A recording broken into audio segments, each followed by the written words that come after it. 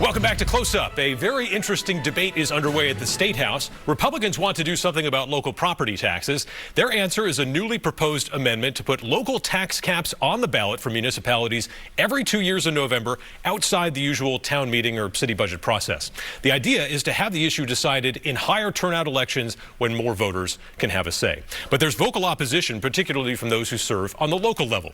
Here this morning to discuss are Representative Ross Berry of Ware, a Republican, and Representative Thomas Opel, a Democrat from Canaan. Gentlemen, thanks for being here. Thanks for having us, Adam. Thank you. So, Representative Berry, take us through your amendment and why you think it's a good idea.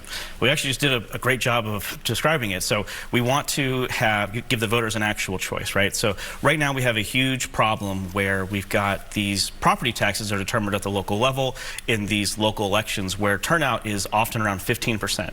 And what you end up there is a very small minority telling the vast majority of people what their property taxes are going to be, because depending on what town you live in, up to about 80% of your property taxes are actually determined at that local election. And the problem is the results coming out of those elections are not representative of the will of the people.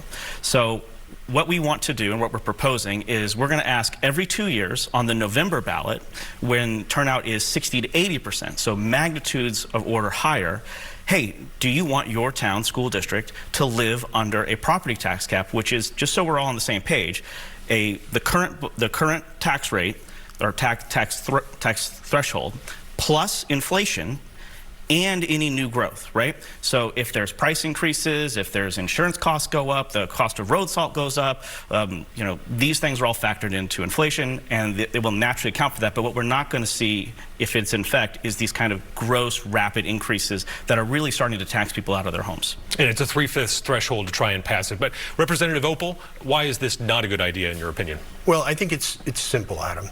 The fact of the matter is our constituents across the state have told us again and again there are two issues that are come to front of their minds.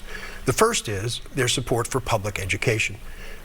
Consistently, they're supporting school district budgets, even though they know it's going to have an impact on their property taxes. Why? The second issue. That increase in property taxes is directly related to the fact that New Hampshire is 50th, dead last among the 50 states in state support for public education. People are willing to support public schools, but what they'd like to see is a reduction in their property taxes in a legitimate way. The voters already have a choice. They can go to a town meeting. In my town in Canaan, we have SB2. If you want to change that and go back to the traditional town meeting, I think that's worth considering. But having Concord tell the voters in my town or any other town in the state, here's what you got to do, that just won't fly. And we're going to explore that state versus local dynamic more. But first, Representative Berry, you're making an argument in this with this amendment that not many people have heard before, which is that sort of the grand tradition of New Hampshire, this town meeting, is not necessarily the best way to do this anymore. Yeah, so I go back to 15% versus 60%. So Representative Opel and I are elected in an election that had an 83% turnout. I'm not exactly sure about the turnout for SB2 in Canaan, but I can tell you it's probably not 83%. So, we hear this argument all the time from my colleagues on the other side of the aisle. The state's not doing its fair share. So let's talk about Canaan if we can for just a second. So in Canaan, over the last 5-6 years, the state has increased education funding 43%, despite the fact that your town has lost about 80 students. They went from about $4,000 per pupil funding to $7,000 per pupil funding.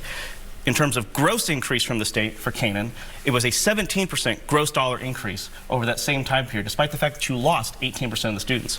On the town level, you've seen about a 25% increase over the last 4 years from the Meals and Rooms redistribution. So I hear that argument. It's a great talking point, but the reality is we allow the localities to set the spending, which is why the majority of the funding comes from the localities. But this argument that the state is not picking up its fair share, it's just totally bunked, because we have increased it time and time and time again over the last 4 to 6 years, and the property taxes are not going down. And yet, the state continues to be 50th among every state in the nation in terms of total support for public education. And we have 3 decades, 30 years of court decisions telling us that not only is the state support for public education inadequate, but it's unconstitutional. From the Claremont decision in '93, we've had a whole generation of New Hampshire students who've gone through a system that court after court, decision after decision, has told the legislature and told the state the system isn't working, and it's unconstitutional. So you can throw out all the numbers you want, but the fact of the matter is we have court decision after court decision, and we have the statistic that we're last, dead last in state support for public education.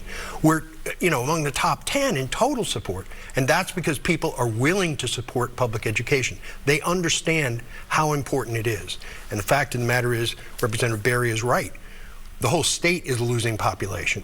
We're getting older. We're the second oldest, I believe, among all the states in the country. That's not sustainable. At some point, we've got to be attracting younger people and keeping younger people in this state. And one of the ways to do that is to support public education. Representative Opal, I do want to follow up on the idea of that town meeting is not representative. Has the time passed, I guess, or do people not have the time to engage enough? And he's certainly right about the turnout. It's very different. Look, people have the opportunity to turn out. I think the town meeting in New Hampshire, in New England, is an honored tradition and is representative of democracy in its finest form. People have the choice to attend or not to attend. Even in presidential elections, Representative Berry is right. Attendance across the country, or participation across the country, can be as low as 60%. Voting for president of the United States, 40% of the people still don't participate, even though they're eligible, which is why arguments about, voter fraud and all that are nonsense. The real issue is people aren't participating enough. I would agree. I'd love to see more people come to town meeting. I'd love to see more people come to the deliberative sessions in SB2 towns, as Canaan is. But the fact of the matter is, burning down the house isn't going to solve the homeless problem. We'll let you respond there. Yeah, so the first thing is this process is actually inherently broken. And the reality is a lot of your allies, your political allies, have used this town meeting and deliberative process to undermine or stopgap the will of the people. I'd like to give some examples, if I may. In the town of Epsom, where my business happens to be located, the voters brought forward via a warrant article a spending cap per pupil of $25,000 per pupil. Now, so we're all clear, the average, state average is about $22,000. So they brought forward a spending cap that was about $3,000 to $4,000 more than the state average. What happened at the deliberative? Your political allies hijacked the warrant article, turned it into a $100,000 per pupil spending limit. Then when it died on the SB2 ballot, all of a sudden they celebrated, oh, we defeated the voters don't want a tax cap. No, the voters are tired of the games. So at the end of the day, Representative, you have to explain why more people voting on this question is a bad thing. The reality is, if people don't want it, they don't have to have it. This is local control on steroids. We're just not going to sample the 15% anymore. We're going to talk to the 60 to 80% of the people who are screaming at us to do something about property taxes, and we're going to put the decision in their hands. And I don't see a problem with allowing more locals to make a decision that affects their local property taxes. This is a classic example of you're not getting the result you want, so you change the rules.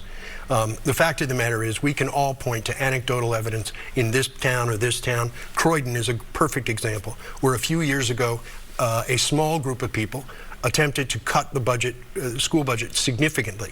And what happened was the town realized what was happening, and turnout just, exploded. And they went and restored those cuts.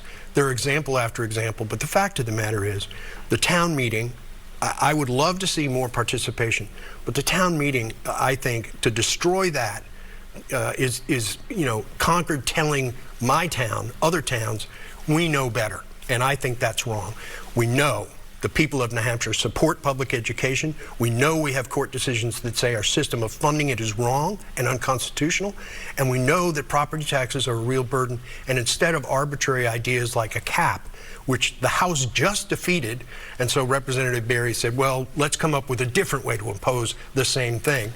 The fact of the matter is, what we need are real solutions, which means the state needs to participate more and stop downshifting costs to local communities. To be specific, though, what is the Democratic plan to reduce property taxes? The Democratic plan is basically to increase state support for public education, which would have the impact of reducing local property taxes and increase the state support for that.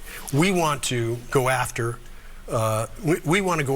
tax cuts for people who are middle class and working class families, where help their wallets, as opposed to the kinds of tax cuts that Representative Berry and his party have been supporting, which are only benefiting the ultra wealthy, big corporations. Jeff Bezos doesn't need a tax cut. You know, we need tax cuts that impact average working people. Representative Berry, you get the final word here. Yeah, so once again, the representative didn't answer the question. Why is more people voting on this question a bad thing?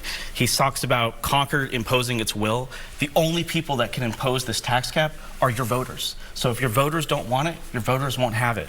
As for these, this tax question that they keep bringing up, the Democratic plan, let's be very clear, the Democratic plan is a game of front pocket, back pocket. Instead of taxing your home, they want to tax you at your job. They want to make it more expensive for you to buy the everyday goods that working families need. And it's just wrong. The reality is we are fourth in the nation in per pupil funding. The issue is not revenue coming in, it's spending going out. And we're fourth because local property taxpayers are footing the bill, even though they know the state isn't doing its fair share. All right, gentlemen, this discussion will continue in Concord. We appreciate your time today on Close Up. Thanks for joining us.